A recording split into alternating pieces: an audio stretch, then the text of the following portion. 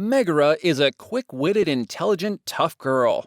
She can tie her own sandals and everything. Just don't ask her to say she's in love, at least out loud. Her animator has never feared such confessions.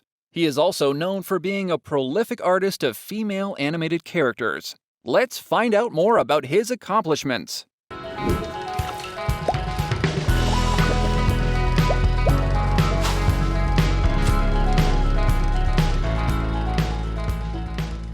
Before we start, don't forget to check out our Discord, our coffee page, and like, subscribe, comment, hit the bell, all the things. It really helps us out. Ken Duncan was born in 1964, with our polite neighbors to the north in good old Ottawa, Ontario, Canada, which makes him older than the Canadian flag, but just by about a year. When I was really young, of course, like everyone, most guys in animation, they tended to draw a lot. And I was really into the Charlie Brown comic strip, and when I was about 8 years old, I told my sister that I wanted to read up on this cartoonist named Charles Schulz. And she said, no, you should read about Walt Disney. He was the best cartoonist of them all. So I went to the school library, and there's like a little book that was published in the 60s that was written by Bob Thomas. It was written for kids. It was on the life of Walt Disney. And I just got so mesmerized by his life, the things that he had done in his career. And then the Christopher Finch book on the art of Walt Disney came out around the same time, or in 1972. And again, I was mesmerized by all the artwork. Ken was lucky enough to go to an arts high school where he participated in life drawing classes every day and worked to refine his artistic skills. He could often be found in the library, reading books on the process of animation and losing himself in illustrations. I love the idea of bringing stuff to life. The idea that you could do a drawing and then seeing it move and be a character. But by the time I got into college, my brother, who actually was in New York taking acting classes at the neighborhood playhouse, which was kind of a sort of a big acting school. Sanford Meisner was teaching, the method acting, etc. And he would kind of visit me when I was in college and talk about some of these concepts behind acting. And that actually really intrigued me. Things like, people wear masks every day. It depends on who you're talking to and what the situation is. You sort of reveal a different aspect of yourself. And this kind of intrigued me, and I thought it'd be really interesting to try and put that into animation. And then you'd read things about Bill Teitla, and he was reading books by Boleslavsky, a student of Stanislavski, and he had done some really cool stuff. And I thought, well, it'd be kind of neat to try out some of these ideas that these guys were experimenting with character animation. So the idea for me was to somehow get onto feature films, because that's pretty much the only place you can experiment with these concepts. Mm-hmm. Ken's first job right out of college ended up being on an animated feature film with our, not-so-polite neighbors to the east in Paris. This was Asterix vs. Caesar, a film his teacher had been hired to work on. Ken put in his portfolio and landed an assistant animator role in the film. So you wanted to create a good impression, Decurion. Well, soldier, you succeeded. I thought I'd impress you. You're someone I'll never forget. I can promise you will go a long way. Yeah! To the farthest outpost of the Foreign Legion. Not all the way to Kandate! That's right, to Kandate, and take your 2 prisoners with you. You don't want them? I wouldn't take them on a bet. If I keep them, the Gauls will level this place to get them back. From there, he worked on a second Asterix film as a layout artist, as well as animating 1 episode of Strawberry Shortcake. The character, not the food, sadly. After I was there for about almost 2 years, I was in a cafe, a French cafe, and on television, there was a little animated commercial, a toilet paper commercial with these 2 mice. And it was so beautifully animated. I asked people, who animated it, thinking it was a French studio. And one of the British guys mentioned that it was Oscar Grillo studio that was in London that did it. And I was like, wow, I want to work for that guy.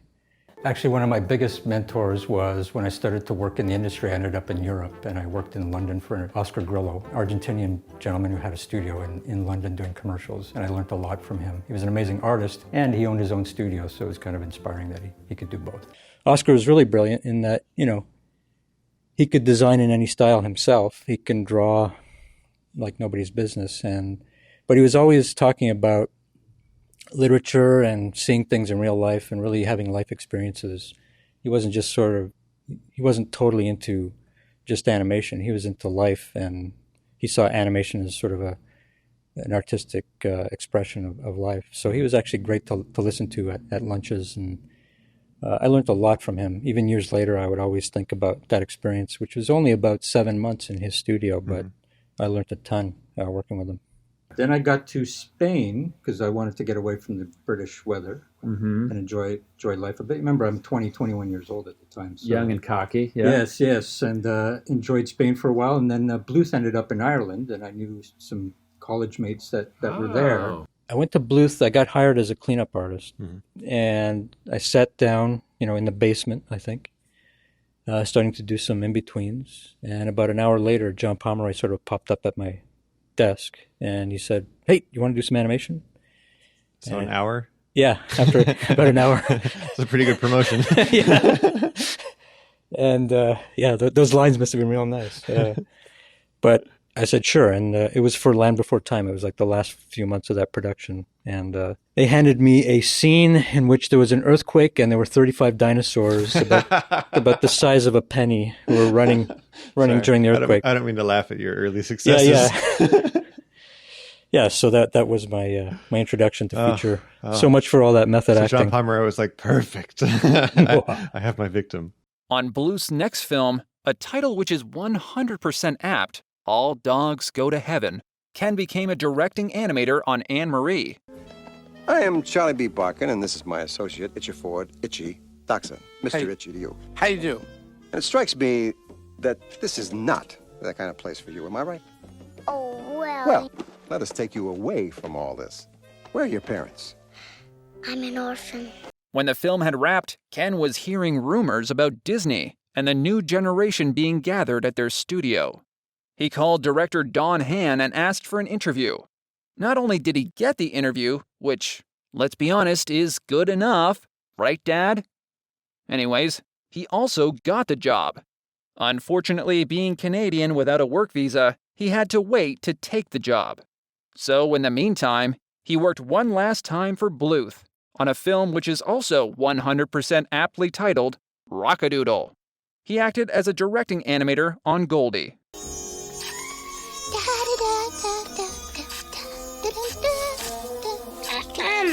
Excuse me, ma'am. Who are you? Ma'am, Oh, my goodness. Oh, you poor thing. There.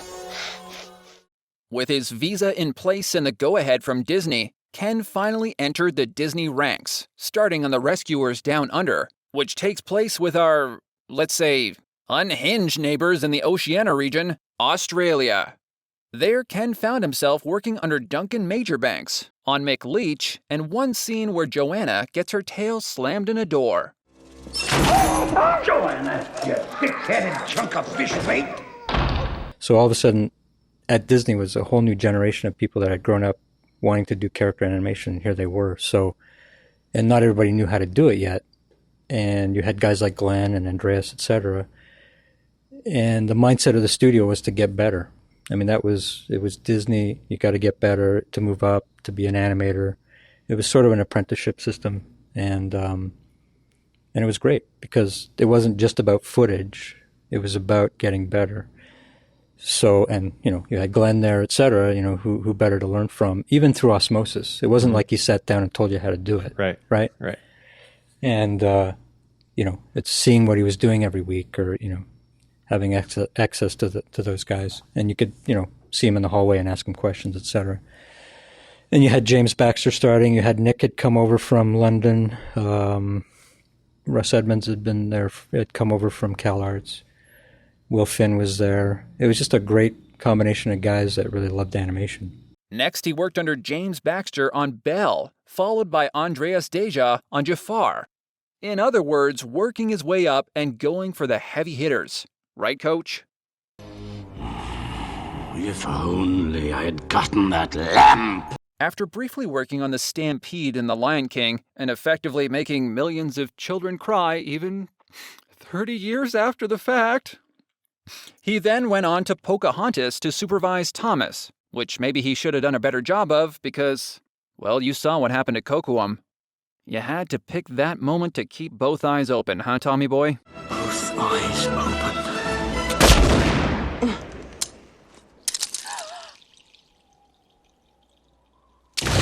Of Thomas? Ollie Johnson's favorite character in the film. What? Stop. It's on the internet. He told me. Nick Ranieri told me. And Nick doesn't usually pass along that kind of No. Here's the funniest side about Frank and Ollie and the Nine Old Men that were still alive when we were in the 90s making these animated features. They would be invited by Disney to go see them and sit in, and they were always hoping that the Nine Old Men would kind of give it their stamp of approval in some way. But they always came out bitter and angry about what we did.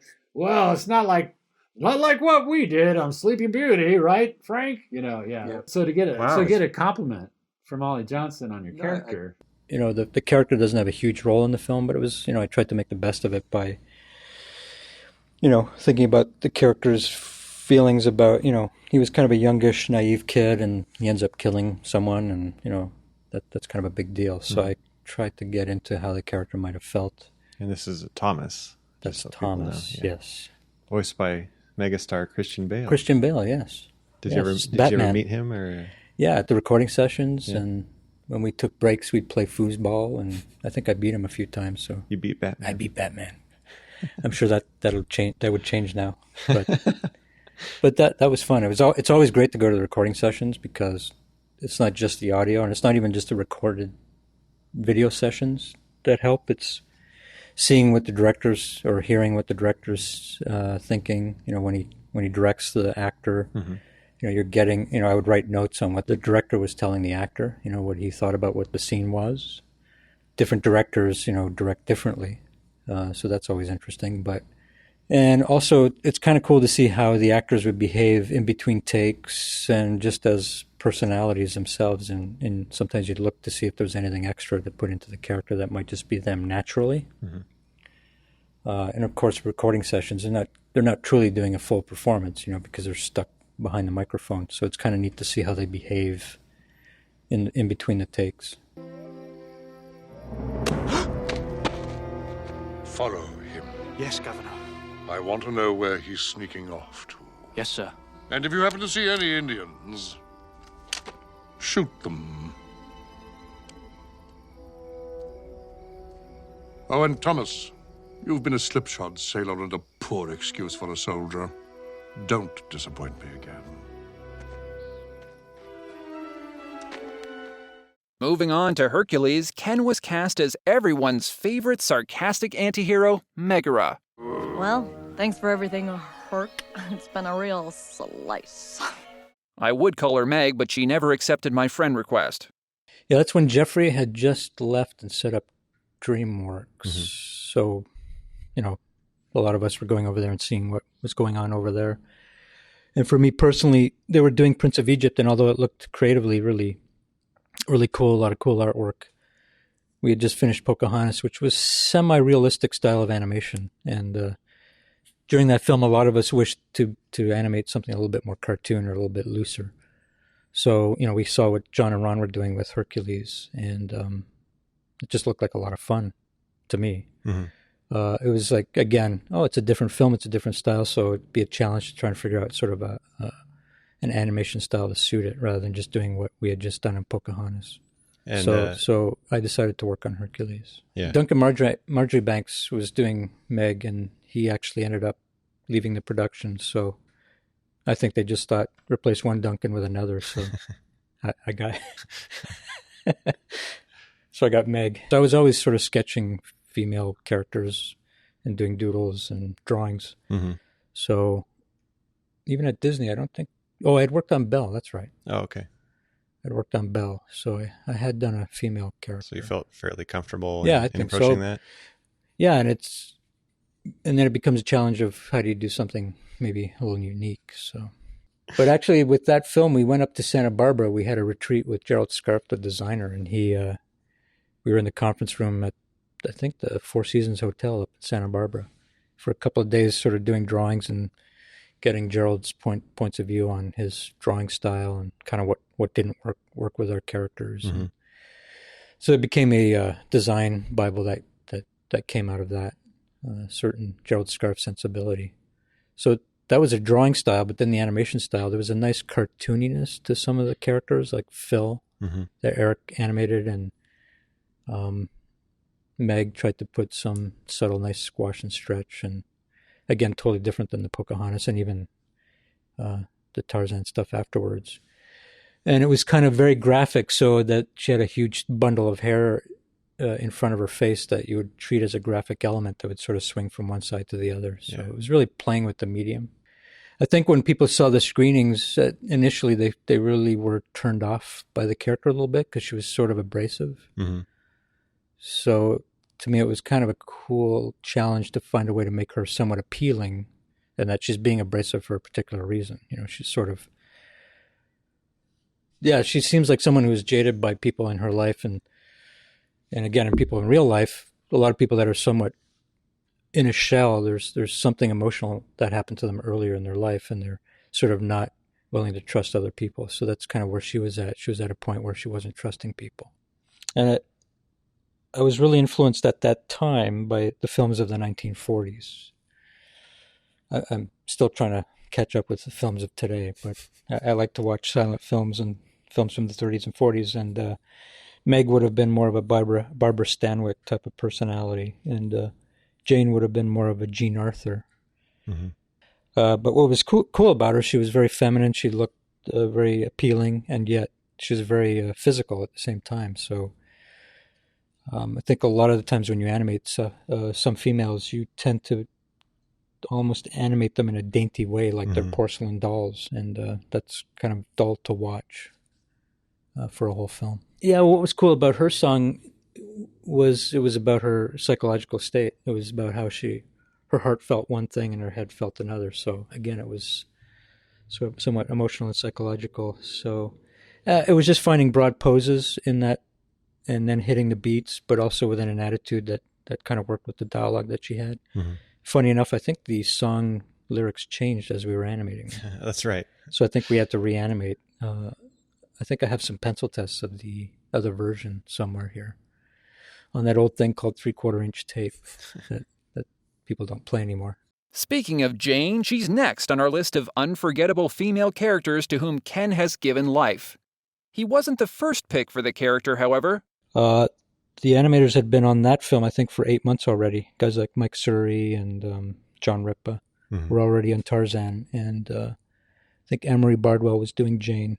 And so they asked me to do it, and I agreed to it. The idea of doing Jane, and Glenn doing Tarzan, it was just an experience that I, would only get to do once, as it turned out. But it was the right thing to do, and it was such a great character, and Minnie Driver gave such a great performance that it just seemed like a lot of fun, which is kind of why you get into animation in the first place. And again, it was that idea of trying to do a fun performance. Here's a girl with a Victorian age where they would wear the bustle, and here she is in Africa, and it's really hot, and she's stepping in mud, and so the way she was moving was very staccato, very linear motion at the beginning of the film, and then later when she meets with Tarzan and he shows her, sort of the back alleys and how great the jungle can really be, and she's sort of taken the bustle off and she's in more casual clothes. The way she was posed was a little bit more of an S-curve and more relaxed and sort of a different, less staccato movement. Right. So again, it was just trying to imagine who she was in that time, what the world was, what the physical world was like, and trying to bring something unique to the and her mindset. Yeah. The stuff later in the film where she's remembering when she's leaving. I think originally they were going to have her leave, and her father kind of was going to say, go back with Tarzan, sort of kick her out of the boat to go back to Tarzan.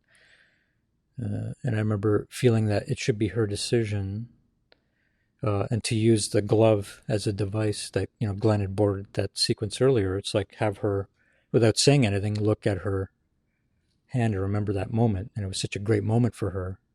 And that's what's great about, film is you don't have to put in the words. Like she doesn't have to say, oh, it was such a great moment earlier. The audience can fill in the blanks, without a lot of animation. And So it was her decision. She gets up, she hugs her father, and then she jumps out of the boat and leaves. And of course, her father follows. But, those are character choices and not necessarily animation per se. Mm-hmm. There was even a scene with Jane where she's in the tree and Tarzan's tickling her. And I was kind of animating it in a very mechanical way, head down, shoulders up, head up, shoulders down, very mechanical. And it didn't really have a lot of life to it. And it was late, and I was recalling tickling Juliet, my wife's feet, and her reaction. So I could visualize, I could see her reaction. And I was really getting into it so much that I was actually starting to feel ticklish myself. It was really strange. But it was trying to take the mechanics out of animating, trying to get into what the scene was. And in the end, it has sort of a life to it that's kind of fun. And she seems, very, very, it feels real to me, her reaction. And even actually talking about that scene, that's a scene where she kicks Tarzan. And during the tickling, he's raising her skirt, looking underneath. And then she has to react. She has to actually get a bit indignant before she kicks him. So it's actually it's kind of neat to try to find a pattern to make sure your audience sees what they need to see at a particular time. So she has to get kind of indignant, hold it. They have to be able to see what he's doing, so their eyes are traveling back and forth across the screen. And then her reaction, they have to have an anticipation so the audience gets to see that she's doing something. And then, of course, the resolution. So that's another cool thing about animating and acting characters, is knowing when to steal the show from another character. Choreograph when an audience is supposed to be looking at your stuff. Stay back. Don't come any closer. Please, don't. What are you doing? Oh, please don't. That tickles. No, get off. They would rough out their tests over there. If the character was in the same shot with Jane, you'd sort of designate which character was the leading the shot, who was motivating the scene. So they might rough out a Tarzan, and then they would literally send over the drawings. But they also had a computer over there, and we had our computer pencil test by that time. So they would shoot a test, and we would be able to look at it at our end immediately. So they would send drawings or copies of the drawings. We would animate our character roughly. We would shoot it on the computer and composite them, and they could see the two performances. The directors would give their notes, and then we would probably go to them to tie down their motivating character, and then we would tie down Jane. So it was a bit awkward, but not that different than if they were in the same building. Yeah, exactly. Yeah, it worked out pretty well. The one where they're like twirling on the vine together. Yeah, when they're twirling, I think Glenn started that one, and he kind of roughed out some of Jane as well. Very rough poses. Mm-hmm. But then you ended up going back in. Yeah, I went back in, Jane. Did my version, and now it's like, I even forgot about that. The complexity of that, of these two characters like intertwined, and you guys are both doing your own half. That's pretty amazing. Yeah. Ken Duncan's work is super impressive. Simply watching the expert movement of his animation is just fascinating. Most impressive is his flexibility in styles and personalities. From little girl to sarcastic love interest to nerdy Victorian, Ken has done it all. And he's not done. And we're not done either, because there's a whole lot more accomplishments to cover. Fascinating. Mr. Hawkins, in the future you will address me as Captain or Ma'am. Is that clear? Thank you to these people for supporting us on Patreon and Ko-fi. And if you want to make sure this channel sticks around, you can check out our Ko-fi link in the description. Every bit helps. Thank you for watching this episode of Discographies. Click the thumbs up button below if you liked it. And if you want to be notified when the next episode comes out, consider subscribing and hitting the bell. Comment below with characters you would like to see us cover. Further reading and references are linked below. We hope to see you in another Discography.